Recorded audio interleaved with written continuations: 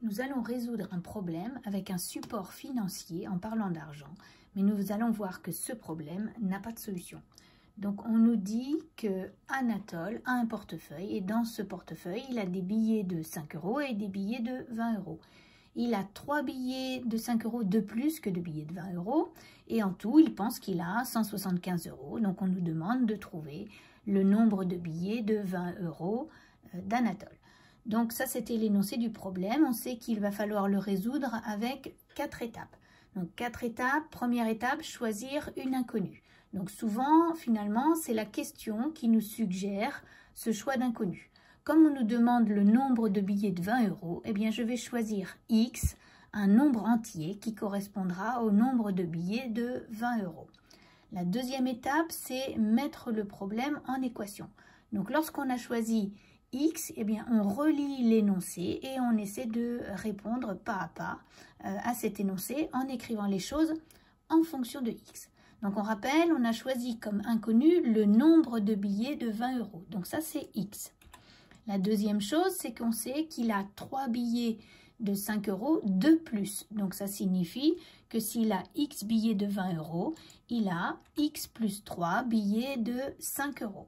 Ensuite, on va chercher la somme d'argent qui correspond à chaque sorte de billet. Donc, si j'avais un billet de 20 €, j'aurais 20 €. Si j'avais 2 billets de 20 €, j'aurais 2 fois 20 €. J'ai X billets de 20 €, donc en somme d'argent, j'ai X fois 20. Et puis, si j'avais un billet de 5 €, ça me ferait 5 €. Si j'avais 2 billets de 5 €, ça me ferait 2 fois 5 €. J'ai X plus 3 billets de 5 €, donc en somme d'argent, ça me donne X plus 3 fois 5. Ça, c'est l'argent avec les billets de 20 €. Ça, c'est l'argent avec les billets de 5 €. Donc, l'argent que j'ai en tout dans le portefeuille ou que Anatole a en tout, c'est X fois 20 plus X plus 3 fois 5. Ça, c'est la somme d'argent en fonction de X. Maintenant, Anatole, il pense avoir dans son portefeuille 175 €.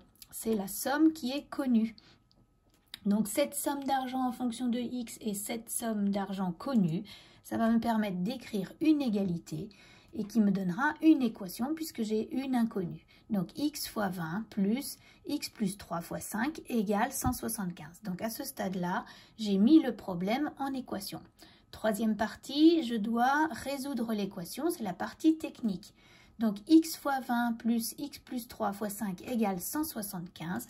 Je vais regarder et essayer de rassembler les X. Donc là, X fois 20, c'est 20X. Ensuite, je développe 5 fois X, 5X. 5 fois 3, 15. Donc, dans le premier membre, j'ai 20X plus 5X plus 15. Et dans le deuxième membre, j'ai 175. Donc, je vais rassembler. Là, ça me donne 25X.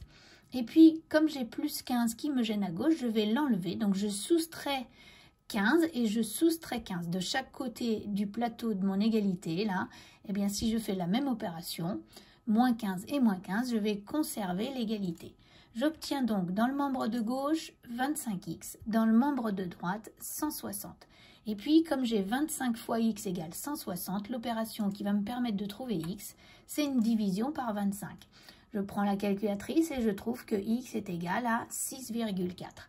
Donc 6,4, c'est la solution de l'équation. Je viens de résoudre, je peux prendre ma calculatrice, remplacer X par 6,4 et je tombe bien sur 175.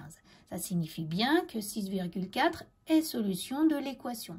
Maintenant, je reviens à mon problème. C'est la quatrième partie, la quatrième étape de la résolution d'un problème. 6,4, ça n'est pas un nombre entier puisqu'il y a une partie décimale.